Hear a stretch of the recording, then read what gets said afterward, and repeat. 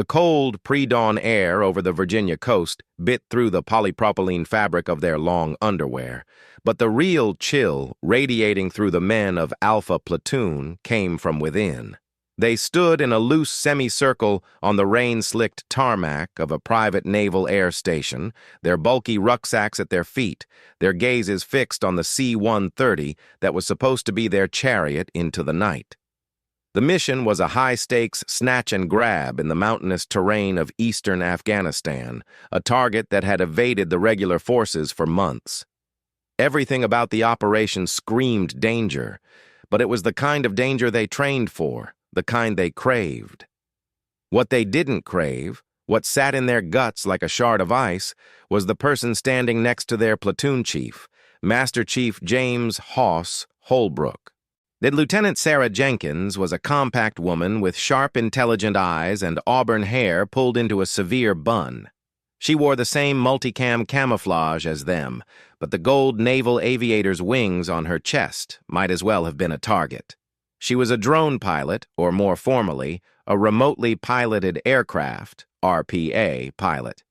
For the past 3 years, she'd been flying missions over the same deserts and mountains from a climate-controlled box in the Nevada desert, hunting bad guys with a joystick and a screen. Now she was being attached to them as an asset-based liaison. The order had come from the highest levels of JSOC, and no one, not even Master Chief Holbrook, could get a straight answer as to why. Why her? The question was barely a whisper, a vibration in the air from Petty Officer First Class Marcus Tex Thompson, a massive operator from San Antonio whose patience for anything that didn't involve direct action was notoriously thin. He didn't look at her. He stared at the gray belly of the aircraft. "Sir, with all due respect, we're about to kick in the door of one of the most fortified compounds in the Shock Valley." "What's she gonna do? Fly a paper airplane in for reconnaissance?" Senior Chief Ray Gunny Morrison, a quiet man with eyes that had seen 20 years of combat, shot Tex a warning look. "Stow it, Thompson." But the sentiment was universal. The SEALs were a fraternity built on a foundation of uncompromising competence.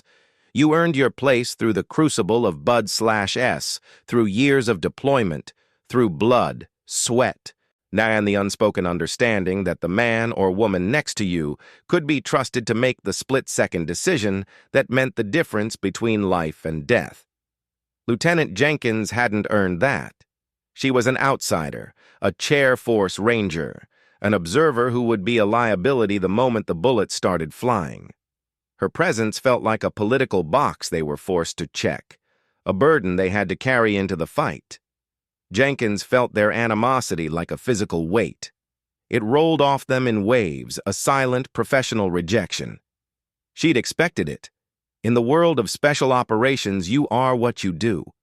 And what she did was sit in a dark room, fly a silent predator over the earth, and when the order came, press a button that ended a life. It was a surreal, disconnected form of warfare. And she knew these men saw it as cowardly, or at the very least, not the same as looking an enemy in the eye.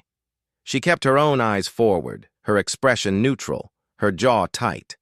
The flight was long, noisy, and uncomfortable. The SEALs slept or ran through their mental checklists, pointedly ignoring her. Holbrook, a man whose face was a roadmap of hard-won experience, sat across from her. He didn't ignore her. He studied her. He saw a woman who didn't flinch at their hostility, who held the weight of her own pack with the ease of someone accustomed to physical hardship. He'd read her file. It was thin on personal details, but thick with accolades. Top of her class at the Naval Academy, distinguished graduate of flight training, hundreds of combat hours logged, dozens of high-value target captures and kills attributed to her direct support. She was brilliant, but book-smart and simulator-smart were two different things. Smart didn't keep you alive when an AK-47 round shattered your cover. They inserted via fast rope into a moonlit valley, the rotors of the MH-60 Blackhawks thumping a frantic rhythm against the thin mountain air. The team moved as one, a single organism flowing over the rocky terrain. Jenkins moved with them, her movements not as fluid or instinctive as theirs, but deliberate, controlled. She wasn't a hindrance. She was simply there. They reached their observation point, a rocky spine overlooking the target compound, a cluster of mud brick buildings huddled in a narrow canyon. Holbrook gave the hand signal, and the team melted into the shadows. Jenkins lay prone next to him. I'm pulling a ruggedized tablet from her pack. To the SEALs, it looked like a toy. To Jenkins, it was her weapon. She connected to a small, hand-launched drone they'd brought along, a silent, nearly invisible piece of tech called a Black Hornet. Within minutes, she had a live feed of the compound, beaming high-definition video to a small screen Holbrook held. The detail was astonishing.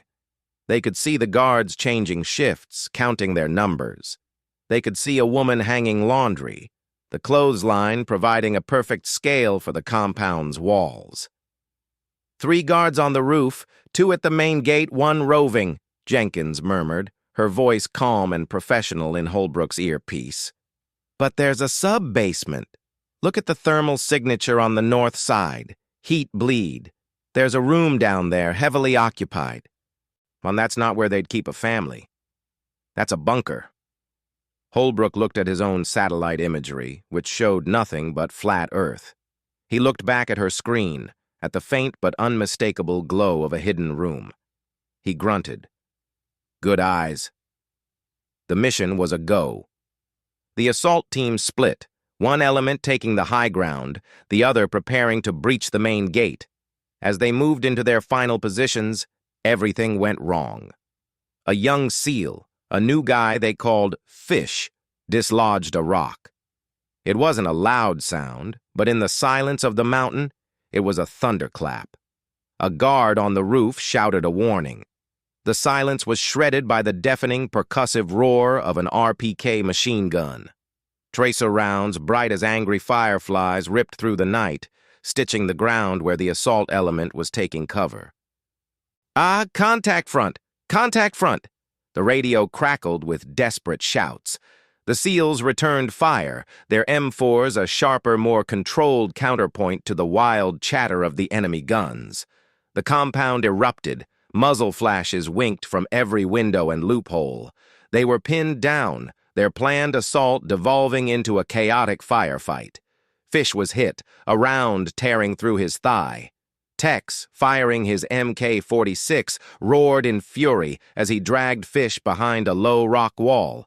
Hoss was cool as ice, coordinating the fight, calling in their extract plan. But the enemy fire was too heavy, too precise. They were fighting a numerically superior force, and the enemy had the high ground. Then a new sound joined the chaos, the deep, throaty growl of a diesel engine. From a cave entrance hidden by a fold in the mountain, on a pickup truck with a mounted heavy machine gun roared into the canyon, its .50 caliber gunner swinging his weapon toward the pinned-down SEALs. Holbrook saw it. They all saw it. It was a killing shot. The heavy rounds would chew through their cover and through them in seconds. He opened his mouth to issue an order, a desperate, last-stand command, when he heard a voice in his earpiece. It was Jenkins. Her voice was not calm anymore. It was steel. Master Chief, I have a solution. Keep your people down. Do not move. Holbrook looked over at her. She wasn't looking at the firefight. She was staring at her tablet, her fingers flying across the screen. She wasn't flying the little Black Hornet anymore. She had hacked into a different system. In a bunker on the other side of the mountain, a Joint Terminal Attack Controller, JTAC, was desperately trying to get clearance to drop a 500-pound bomb from a loitering F-15E Strike Eagle. The paperwork, the rules of engagement, the fear of civilian casualties, it was all taking too long. The bureaucracy was going to get his friends killed. Jenkins bypassed the bureaucracy.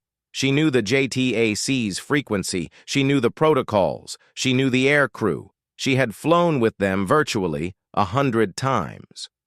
Using her tablet, she patched herself directly into the F-15E's encrypted data link. She didn't ask for permission. She didn't ask for clearance. She painted the target. On the F-15E's heads-up display, the pickup truck was suddenly illuminated by a perfect, friendly laser designator. The pilot's voice crackled over the emergency channel, confusion in his tone. Strong post? This is Savage 1-1. We have a solid laser on target. Confirm we have a solid laser. Requesting final go. The JTAC, frantic, shouted into his radio, "Negative, Savage! Hold fire! We have no eyes on! Repeat, we have no eyes on!" But Jenkins had eyes on. She was the eyes. She was the decision. On the ground, the heavy machine gunner on the truck found his aim, the muzzle of his weapon beginning to glow red as he prepared to unleash hell on Tex and the wounded fish. Holbrook watched Jenkins. He saw her face, illuminated by the glow of her screen. He saw the sweat on her brow. He saw the weight of the moment. And he saw her press a button on her screen.